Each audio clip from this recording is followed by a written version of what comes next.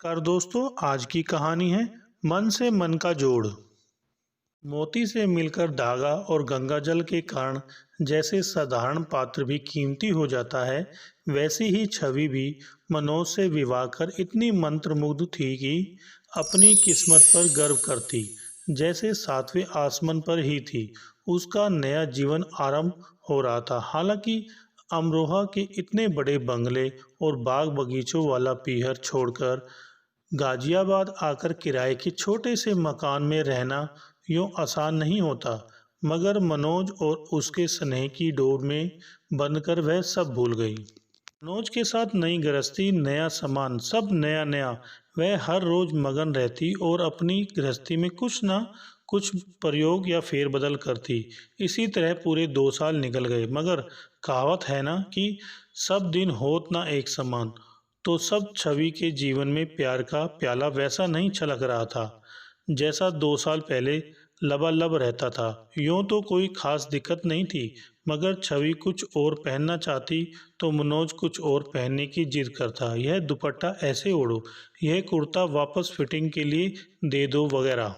मनोज हर बात में दखल अंदाजी करता था, जो छवि को कभी कभी बहुत ही चुभ जाती थी। बाहर की बातें, बाहर के मामले तो छवि सहन कर लेती थी, मगर यह कप यहाँ रखो, बर्तन ऐसे रखो वगैरह रोक टोक करके मनोज रसोई तक में टीका टिप्पणी से बाज नहीं आता था।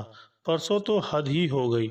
छवि पूरे 1 सप्ताह तक बुखार और सर्दी से जूझ रही थी, मगर मनोज तब भी हर पल कुछ न कुछ बोलने से बाज नहीं आ रहा था। छवि जरा एकांत चाहती थी और खामोश रहकर बीमारी से लड़ रही थी, मगर मनोज हर समय राय मशवरा देकर उसको इतना पागल कर चुका था कि वह पक गई थी। तब तो हद पार हो गई जब वह सहन नहीं कर सकी। हुआ यह था कि अपने फ़ोन पर पसंदीदा पुराने गीत लगाकर जब किसी तरह वह रसोई में जाकर नाश्ता वगैरह तैयार करने लगी और मनोज ने आयतन बोलना शुरू कर दिया, छवि यह नहीं, यह वाले बढ़िया गाने सुनो। और फिर वह रुका नहीं। छवि यह भिंडी ऐसे काटना, वो बीन्स वैसे साफ करना, उस लहसुन को ऐसे छिलना। बस अब तो छवि ने तमतमाकर चीखना चिल्लाना शुरू कर दिया। ये लो, यह पकड़ो अपने घर की चाबी, यह रहा पर्स, यह रहे बचत के रुपए और यह रहे 500 रुपए, बस यही ले जा रही हूँ और जा रही हूँ, कहकर छवि ने बड़बड़ाते हुए बाहर आकर रिक्शा किया और सीधा बस स्टैंड चल दी। बस तैयार खड़ी थी, छवि को सीट भी मिल गई। वह पूरे रास्ते यही सोचती रही, अब इस टोका टाकी करने वाले मनोज नामक व्यक्ति के पास कभी जाएगी ही नहीं, कभी नहीं। महज 4 घंटे में वह पीहर पहुंच गई। वह पीहर जहां वह पूरे 2 साल में बस एक बार पैर फिराने और दूसरी बार पीहर के इष्ट को पूजने गई थी। पीहर में पहले तो उसको ऐसे अचानक देखा, पापा मम्मी, चाचा चाची और चचेरे भाई बहन सब चौंक गए, मगर छवि ने बहाना बनाया, वहाँ कोई परिचित अचानक बीमार हो गए हैं, मनोज को वहाँ जाना है। मुझे पहले से बुखार था तो मनोज ने कहा कि अमरोहा जाकर आराम करो, बस जल्दी में आना पड़ा, इसलिए केवल यह मिठाई लाई हूँ। सब लोग खामोश रहे। माँ सब समझ गई थी। वे छवि को नाश्ता कराकर उसकी अलमारी की चाबी थमाकर बोली, जब से तुम गई हो तुम्हारे पापा हर रोज 100 रुपये तुम्हारे लिए वहाँ रख देते हैं। यह लो चाबी और वो सब रुपए खुलकर खर्च करो। यह सुनकर छवि उछल पड़ी और चाबी लेकर झटपट अपनी अलमारी खोल दी। उसमें बहुत सी पोशाकें थी और कुछ पर्स थे, नोटों से भरे हुए। छवि ने माँ से पूछा, पापा यह रुपए क्यों रख रहे थे? माँ ने हंसकर कहा, तुम हमारी सलोनी बिटिया कैसे कुशलता से अपना घर चला रही हो, हमको गर्व है। यह तो तुम्हारे लिए है बेटी। अच्छा, गर्व है मुझ पर, कहकर छवि आज सुबह का झगड़ा याद करके मन ही मन शर्मिंदा होने लगी। उसको लगा कि माँ कुछ छानबीन करेगी, कुछ सवाल तो जरूर ही पूछ लेगी, मगर उसको प्यार से सहलाकर और आराम करो ऐसा कहकर माँ कुछ काम करने चली गई। वह अलमारी के सामने अकेली रह गई, मगर अभी कुछ जरूरी काम करना था, इसलिए छवि सब कुछ भूलकर तुरंत दुनियादार बन गई। वहाँ तकरीबन 25,000 रुपये रखे थे। उसने झट से एक सूची बनाकर तैयार कर ली। छवि फिलहाल तो कुछ खाकर सो गई, मगर शाम को बाजार जाकर उन रुपयों से पियर में सबके लिए उपहार ले आई। बाजार में उसको अपनी सहेली रमा मिल गई। छवि और उसकी गपशप भी हो गई। उसके गांव का बाजार बहुत ही प्यारा था। छोटा ही था, पर वहाँ सब कुछ मिल गया था। उपहार एक से बढ़कर एक थे। सबसे उन उपहारों की तारीफ सुनकर कुछ बातें करके वह उठ गई और फिर छवि ने रसोई में जाकर कुछ टटोला। वहाँ आलू के पराठे रखे थे।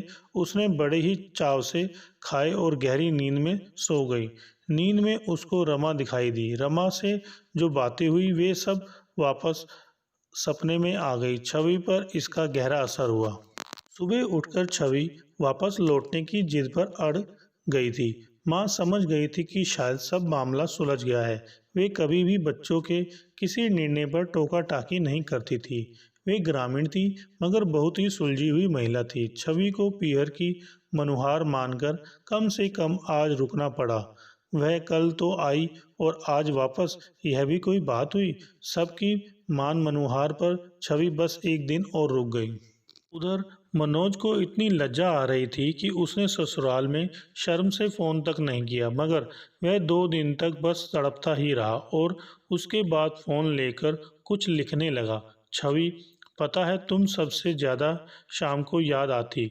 दिन भर तो मैं काम करता था, मगर निगोड़ी शाम आते ही पहली मुश्किल शुरू हो जाती थी कि आखिर इस तन्हा शाम का क्या किया जाए।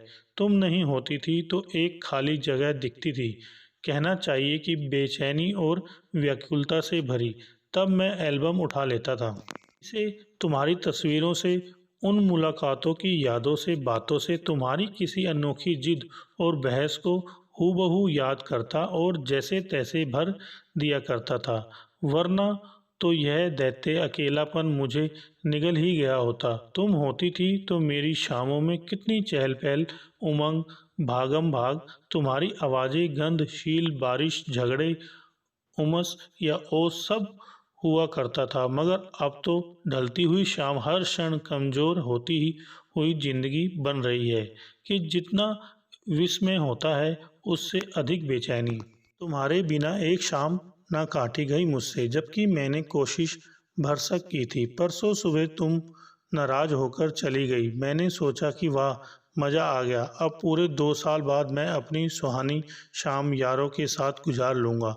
अब पहला काम था उनको फ़ोन करके कोई अड्डा तय करना। रवि, मोहित और वीर, यह तीनों तो सपरिवार फिल्म देखने जा रहे थे, इसलिए तीनों ने मना कर दिया। अब बचा राजू, उसे फ़ोन किया तो पता लगा कि वह अपनी प्रेमिका को समय दे चुका है। इतनी कोफ्त हुई कि आगे कोई कोशिश नहीं की, बस चौपाटी चला गया। मगर वहाँ तो तुम्हारे बिना कभी अच्छा लगता ही नहीं था। बोर होता रहा और कुछ फ़ोटोग्राफी कर ली, बाहर कुछ खाया और घर आ गया।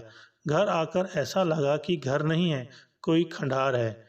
बहुत ही भयानक लग रहा था तुम्हारे बिना, पर मेरे अहंकार ने कहा कि कोई बात नहीं, कल सुबह से शाम बहुत मज़ेदार होने वाली है, और बस सोने की कोशिश करता रहा।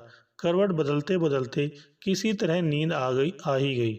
सुबह मज़े से चाय बनाई, मगर बहुत बेस्वाद सी लगी। फिर अकेले ही घर साफ कर डाला और दफ्तर के लिए तैयार हो गया।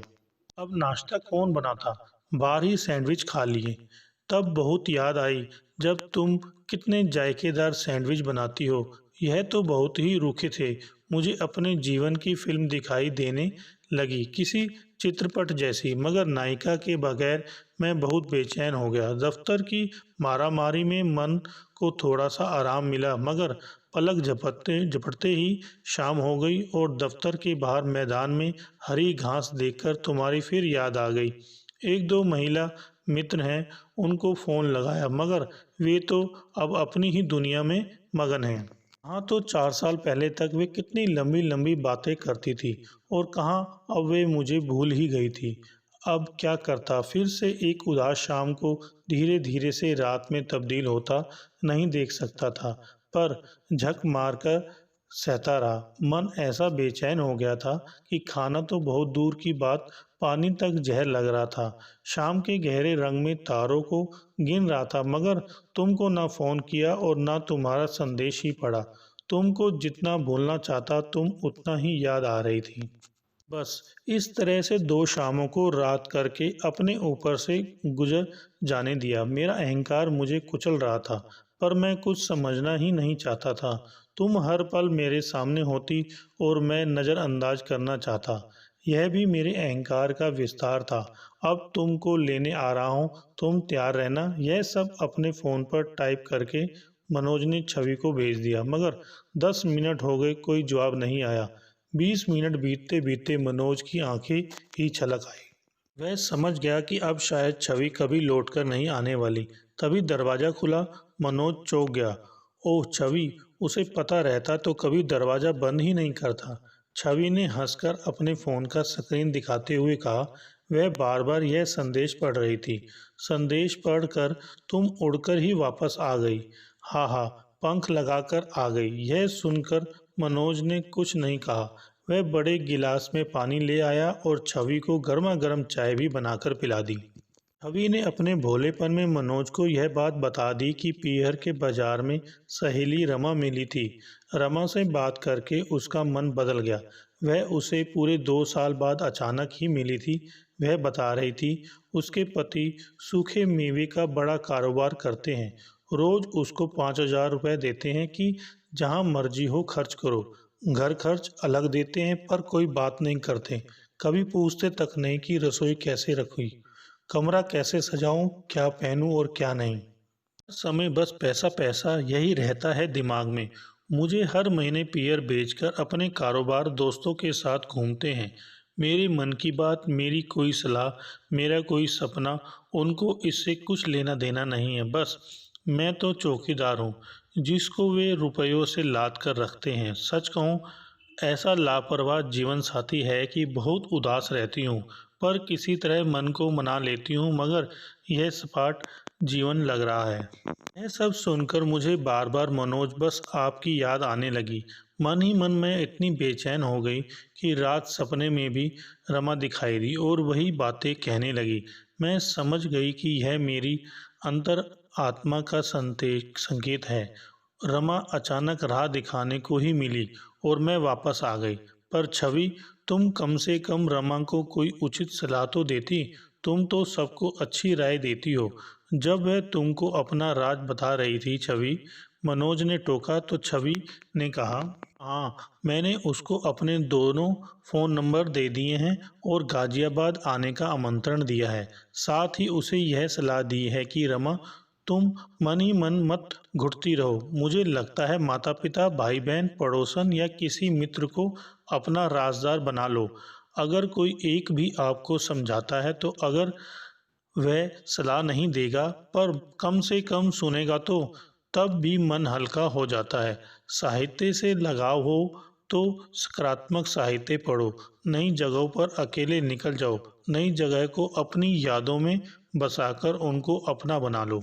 आमतौर पर जब भी कभी किसी को ऐसी बेचैनी वाली परिस्थिति का सामना करना पड़ा, अच्छी किताब और संगीत वफादार मित्र साबित होते हैं। वैसे समय में और अकेले खूब घुमा करो। पार्क में या मॉल में या हरियाली को दोस्त बना लो। और यह भी सच है कि सबसे बड़ा आनंद तो अपना काम देता है। झोंक देना स्वयं को काम में। चपाती सेकना और पकवान बनाना, यह सब मन की सारी नकारात्मक और ख़त्म करता है। हूँ, वाह वाह, बहुत अच्छी दी सलाह, कहकर मनोज ने गर्दन हिला दी। बहुत शुक्रिया, शरारत से कहकर छवि ने मनोज को कुछ पैकेट थमा दिए। उन सब में मनोज के लिए उपहार रखे थे जो छवि को पीहर से दिए गए थे। छवि ने रुपयों से भरी अलमारी का पूरा किस्सा भी सुना दिया तो मनोज ने उसका हाथ थाम कर कहा, तब तो पिता को गौरव ही हिफाजत करो। छवि, अब नाराज मत होना, ठीक है। छवि ने प्रकट में तो होठों पर हंसी फैला दी, पर वह मन ही मन कहने लगी, मगर मुझे तो मज़ा आ गया। ऐसे लड़कर जाने में तो बहुत आनंद है। नहीं, अब बिल्कुल नहीं। मनोज ने उसके मन की आवाज़ सुनकर प्रतिक्रिया दी। दोनों खिलखिलाकर हंसने लगी। हेलो दोस्तों, अगर आपको हमारी ये वीडियो अच्छी लगी हो तो लाइक करें, शेयर करें और कमेंट्स करके बताएं कि हमारी ये वीडियो आपको कैसी लगी। साथ में चैनल को सब्सक्राइब करके बेल आइकन जरूर दबाएं।